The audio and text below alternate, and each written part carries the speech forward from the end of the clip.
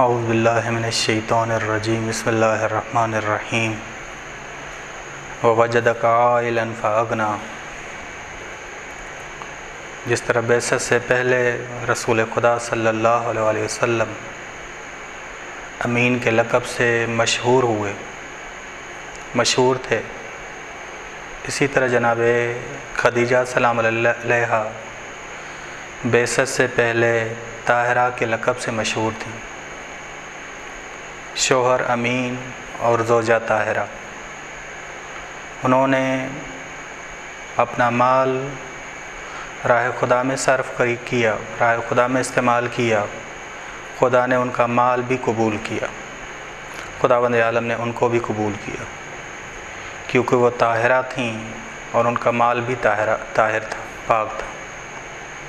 خداوند عالم نے جناب خدیجہ کے فعل کی طرف اپنی نسبت دی، وجدک عائلا فاغنا، کہ رسول اس نے تمہیں دین اسلام کی راہ میں بے مال پایا، بس اس نے تمہیں مالدار کر دیا، یعنی جناب خدیجہ کا مال خدا کا مال، اور جناب خدیجہ سلام علیہ کا کام خدا کو قبول ہے۔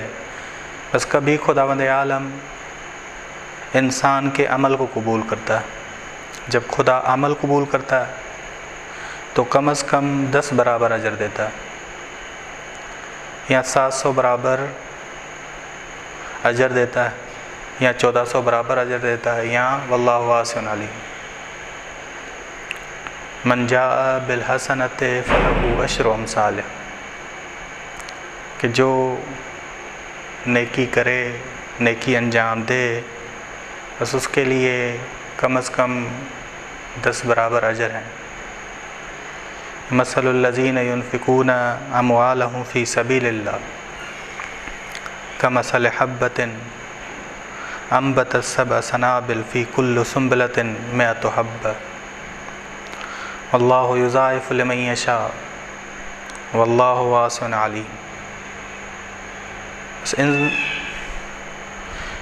ان میں خداوند عالم نے اجر بتایا، کبھی خداوند عالم نے 10 برابر اجر بتایا، کبھی خداوند عالم نے کہا ہے کہ واللہ یضاعف لمن یشاء، یعنی 700 برابر، 1400 برابر یضاعف، واللہ واسع علیم، کہ اندازہ نہیں لگا سکتے آپ۔ ٹھیک، بس ان صورتوں میں خداوند عالم بندے کے مال کو قبول کرتا ہے اور عمل قبول کرتا ہے۔ اس سے بالا تر یہ ہے کہ خدا انسان کو قبول کرے، خداوند عالم انسان کو قبول کرتا ہے۔ جب انسان قبول اور مقبول ہو جائے، آپ قرآن کریم میں نگاہ کریں تو قرآن کریم نے کہا ہے کہ انما یتقبل اللہ من المتقین، صرف خدا متقیوں کو قبول کرتا ہے۔ یہاں جناب مریم سلام علیہا کے بارے میں کہا کہ فتقبلها ربها، بس خدا نے، اس کے پروردگار نے اسے قبول کیا، خود مقبول ہوئیں جناب مریم سلام علیہ۔ بس جاہلیت کے زمانے میں سود کا کاروبار رائج تھا، عام تھا۔ اس زمانے میں جناب خدیجہ نے اپنی تجارت بغیر سود کے کی۔ جاہلیت کے زمانے میں سود کا کاروبار پر بطلان کا خط کھینچا جناب خدیجہ سلام علیہ، باطل قرار دیا۔ تو جناب خدیجہ سلام علیہ نے جاہلیت کی ثقافت کو عقلانیت کی ثقافت میں بدلا، عقلانیت کی ثقافت میں بدلا۔ بس یہ ہماری معنوی ماں ہے، یہ ہماری معنوی ماں کی راہ ہے، عقلانیت۔ ہماری ذمہ داری ہے کہ ان کی راہ کو طے کریں، بس خداوند عالم نے انہیں قبول کیا، جس طرح جناب مریم سلام علیہ کو قبول کیا۔ بس اگر خدا کسی کو قبول کرے تو وہ صالحین میں سے ہو جاتا ہے۔ ایک دفعہ خدا عمل کو قبول کرے تو اس کا عمل صالح بنتا ہے، اور اگر خدا کسی کو قبول کرے تو وہ صالح بن جاتا ہے، اور صالحین ولی ہیں، اولیاء ہیں، ان پر جن کا عمل صالح قبول ہوتا ہے، جن کا عمل صالح ہوتا ہے. ٹھیک. بس جناب خدیجہ سلام اللہ علیہا نے وہ کام انجام دیا کہ خداوند عالم نے ان کو قبول کیا، ان کی ذات کو قبول کیا، صالحین میں سے قرار دیا، صالحین میں سے قرار دیا. صالح ہونے کے لیے پہلا قدم ہے گناہ سے دوری، کیونکہ گناہ انسان کے دل کا تالا ہے، انسان کے دل کا تالا ہے. پھر نیکی انسان کے دل میں نہیں آتی. مرحلہ دوم ہے خدا کی یاد، خدا کی یاد. جب دل سے تالا ہٹ گیا تو ہمیشہ انسان ذکر خدا میں رہتا ہے. پھر انسان بنتا ہے خالص، انسان بنتا ہے خالص، شرح صدر ہوتا ہے. پھر خداوند عالم گوہر ذات کو قبول کرتا ہے، گوہر ذات کو قبول کرتا ہے. پھر خداوند عالم اس کے کام کی طرف اپنی نسبت دیتا ہے، اپنی نسبت دیتا ہے. بس وَوَجَدَكَ عَائِلًا فَأَغْنَىٰ.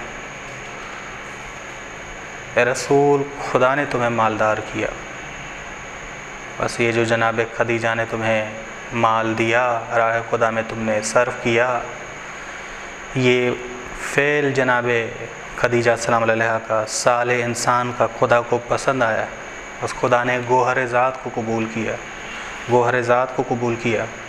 ٹھیک. جناب خدیجہ سلام اللہ علیہا نے 24 سال کی عمر میں رسول خدا سے نکاح کیا کہ رسول خدا کی مالی روحانی حمایت کی. اس وقت تائید کی رسول خدا کی، اس وقت تصدیق کی جب کسی نے تصدیق نہیں کی. رسول خدا کے ساتھ ہمیشہ رہیں، ہر مشکل موقع پہ رہیں. تبھی خداوند عالم نے بھی قرار دیا ہے کہ جناب خدیجہ جنت میں بھی ہمیشہ رسول خدا کے ساتھ. اور جناب خدیجہ سلام اللہ علیہا کہ ابو القاسم اسماعیل ابن محمد اہل سنت کے عالم ہیں کہ کہتے ہیں کہ رسول خدا سے نکاح کے وقت وہ باقرہ تھیں، شریف تھیں، پاک دامن تھیں، پاک دامن تھیں. ایسا نہیں تھا کہ وہ بیوہ ہوں کہ جو لوگ کہتے ہیں کہ جناب خدیجہ سلام اللہ علیہا بیوہ تھیں، پہلے کسی قریش کے سردار سے نکاح ہوا تھا. نہیں، ایسا نہیں. بس یہ جناب خدیجہ سلام اللہ علیہا ایسا نہیں تھا کہ پہلے بیوہ ہوں.